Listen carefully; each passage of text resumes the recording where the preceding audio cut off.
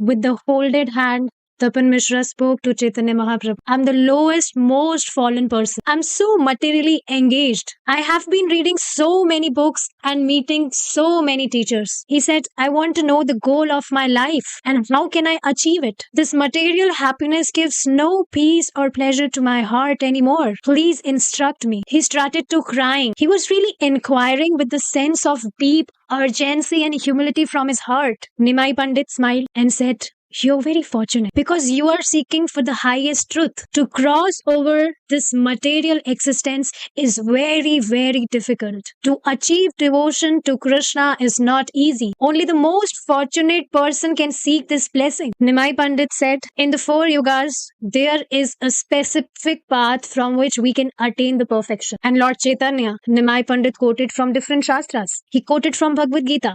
Paritranaya sadhunam vinashaya tu dushkritam dharma sansthapanarthayam sambhavani yuge yuge. That the Supreme Lord tells he comes again and again and again to re-establish true religious principles within this world. The Lord comes in different color in each yuga to establish the Yug Dharma. In Satyuga, he appeared in a white complexion and established meditation as the way to attain love for Krishna. In Treta Yuga, he comes in a red complexion and taught by his example, yagya or sacrifice. In Dwapar Yuga, he appears in a blackish complexion for the purpose of teaching worship of the lotus feet of Krishna, of the Supreme Lord. And in Kali Yuga, the Yug Dharma is the congregational chanting of the holy names of the Lord. Through meditation, through sacrifices, or through worship, one cannot achieve the ultimate perfection in Kali Yuga. It's only through chanting of the holy names. Hare Krishna, Krishna Krishna, Hare Hare, Hare Rama,